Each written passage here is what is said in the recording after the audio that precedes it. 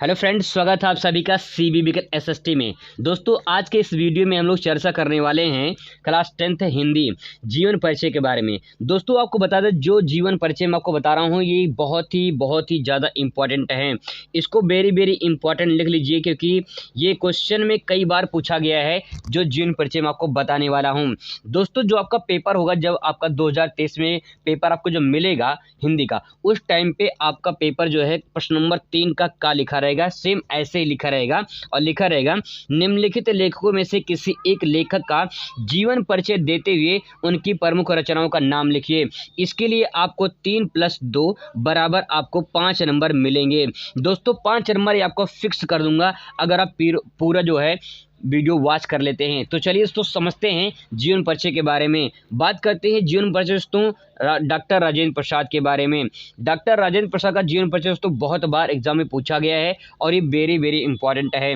आपको बता दें 2010 से ये 2022 तक लगातार दोस्तों किसी न किसी सेट में पूछा गया है। किसी न किसी सेट का मतलब है तो जो यूपी में पूरे सेट बनते हैं, लगभग 7 सेट बनते हैं, तो उस 7 सेट में कहीं न कहीं दोस्तों पूछा गया है। इसीलिए बहुत ही इंपॉर्टेंट होता है, तो वेरी इंपॉर्टेंट है। तो चलिए दोस्तों, शुरुआत करते हो, समझते हैं। आपको पूरा याद हो जाएगा, बस ध्यान से रेडियो की तरह सुनते जाइए, आपको आसानी से याद हो जाएगा। डॉक्टर राजेंद्र प्रसाद का जन्म 1884 ईस्वी में बिहार के छपरा जिले में जीरादेई नामक ग्राम में हुआ था। दोस्तों, सबसे पहले आपको बता दें कि यहाँ पे जैसे कीवर्ड हैं, जैसे 1884 में इनका जन्म हुआ था, कहाँ पे? बिहार में हुआ था, बिहार के छपरा जिले में। छपरा के किस गांव में? जीरादेई नामक ग्राम में हुआ था। तो ऐसे नाम जो काफ़ी इंपॉर्टेंट हैं, जो कीवर्ड हैं, मैंने उसको हाईलाइट कर दिया है ताकि दोस्तों आपको आसानी से याद हो जाए और आपकी नज़र वहीं पे पड़े। तो चलिए शुरुआत करते हैं, ध्यान से बस सुनते रहिए, आपको आसानी से, तो कहानी बस आपको स्टोर हो जाएगी ना, पूरी कहानी आपको स्टोर हो गया तो जीवन परिचय आपको याद हो गया। तो चलिए शुरुआत करते हैं दोस्तों, बात करते हैं आगे। यह बड़े मेधावी छात्र थे। मेधावी का मतलब अपने क्लास में सबसे तेज तर्रार थे, हमेशा फर्स्ट आते थे। इन्होंने कलकत्ता विश्वविद्यालय से एमए की डिग्री हासिल की। इसके बाद जो है एमएल की डिग्री हासिल की, एमए + एमएल की डिग्री हासिल की। एमएल का मतलब होता है तत्कालीन कानून, लॉ की डिग्री इन्होंने जो है हासिल की थी। अब इसके बाद आगे देखते हैं। परिश्रमी और कुशल बुद्धि छात्र होने के कारण अपनी कक्षा में प्रथम स्थान पर आते थे। ये परिश्रमी थे, कुशल बुद्धि के छात्र थे, इसीलिए अपनी कक्षा में प्रथम स्थान पर आते थे। अब आपको देखना है आप अपने कक्षा में किस स्थान पर आते हैं। ये लेकिन प्रथम स्थान पर आते थे, तो आपको भी इन्हीं की तरह प्रथम स्थान पर दोस्तों आना है। आगे बढ़ते हैं। अपना अध्ययन पूरा करने के बाद मुजफ्फरपुर, बिहार में पड़ता है, मुजफ्फरपुर बिहार के जो है मुजफ्फरपुर में कॉलेज में जो है इन्होंने अध्यापन कार्य किया। तो मुजफ्फरपुर में कॉलेज में जो है इन्होंने अध्यापन मतलब पढ़ाना शुरू कर दिया था। पढ़ाने के बाद दोस्तों इन्होंने जो है 1911, डेट ध्यान रखेंगे दोस्तों, 1911 में इन्होंने वकालत शुरू कर दिया। आगे देखते हैं, वकालत 1919 जो है इन्होंने कर दिया। और इसके बाद 1920 में कलकत्ता और पटना उच्च न्यायालय में वकालत जो है इन्होंने शुरू कर दिया। तो कलकत्ता उच्च न्यायालय और जो है पटना उच्च न्यायालय, इन्हीं से बोलते हैं हाई कोर्ट।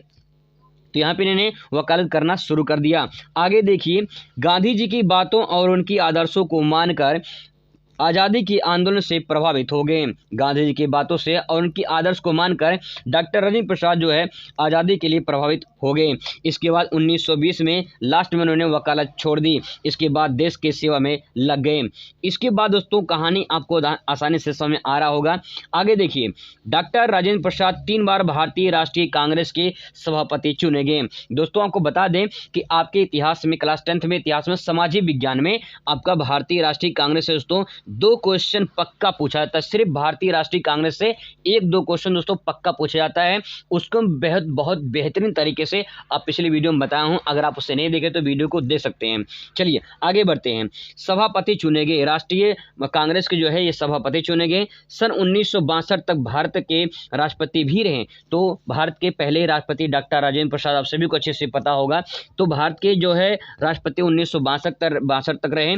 फिर 1962 में उन्हें भारत रत्न के जो है सर्वोच्च उपाधि जो भारत रत्न है इससे नवाजा गया। दोस्तों इंपॉर्टेंट पॉइंट है, भारत रत्न से इनको नवाजा गया। कब? 1962 में नवाजा गया। आगे देखिए, डॉक्टर राजेंद्र प्रसाद के प्रयासों से, यहाँ पे लिखा गया है कि डॉक्टर राजेंद्र प्रसाद के प्रयासों से कलकत्ता में हिंदी साहित्य सम्मेलन की स्थापना हुई। तो हिंदी साहित्य की स्थापना जो है, हिंदी साहित्य सम्मेलन की स्थापना कहाँ पे हुई? कलकत्ता में हुई और डॉक्टर राजेंद्र प्रसाद के प्रयासों से ही हुई थी। दोस्तों आपको बता दें कि इसका भी PDF आपको अवेलेबल करा देंगे, PDF भी आपको मिल जाएगा, बस बने रहिए। 2 मिनट का और वीडियो है, आप आसानी से पूरा समझ जाएंगे। इसका PDF भी आपको बता देंगे कहाँ से PDF मिलने वाला है। आगे देखिए लिखा हुआ दोस्तों यहाँ पे, हिंदी साहित्य सम्मेलन नागपुर के सभापति रहे। हिंदी साहित्य सम्मेलन जो नागपुर में हुआ था वहाँ भी जो है इन्होंने जो है इसके सभापति रहे। कलकत्ता में इन्होंने इसकी स्थापना की थी, लेकिन जो हिंदी साहित्य सम्मेलन नागपुर में हुआ था उसके सभापति रहे। आगे देखिए, आगे कहा गया नागरी प्रचारणी सभा और दक्षिण भारत के हिंदी प्रचार सभा के मध्य हिंदी का समृद्ध बनाने में इन्होंने योगदान देते रहे। तो इन्होंने क्या किया, जो है हिंदू को प्रचार प्रसार किया और जो है हिंदी को आगे इन्होंने बढ़ाने में बहुत बड़ा योगदान दिया। आगे देखिए कहा गया है, इन्होंने देश की नामक पत्रिका का संपादन किया। देश नामक एक पत्रिका थी, उसको उन्होंने संपादन किया। इस पत्रिका के माध्यम से भी हिंदी के प्रचार प्रसार में अपना योगदान दिया इन्होंने। तो आगे देखिए, जन सेवा, राष्ट्र भावना और सर्वजन हिताय, 3 पॉइंट हैं। जन सेवा, राष्ट्रीय भावना और सर्वजन हिताय की भावना से इनके साहित्य को विशेष रूप से प्रभावित किए। इतने बड़े महान और अनुभवी समाज सेवी, देशभक्त और लेखक 1963 में जो है इनका क्या हो गया, इनका देहांत हो गया। दोस्तों यहाँ पे ये पॉइंट हो गया इनकी जीवन परिचय के बारे में। अब देखिए कृतियाँ में 2 नंबर आपको कृतियों में मिलने वाला होता है। तो यहाँ पे देख सकते हैं डॉक्टर राजेंद्र प्रसाद की कृतियाँ निम्नलिखित हैं। भारतीय शिक्षा, इन्होंने शिक्षा कहाँ से प्राप्त की थी? भारतीय शिक्षा से प्राप्त थी, कलकत्ता विश्वविद्यालय से इन्होंने शिक्षा प्राप्त की, तो भारतीय शिक्षा।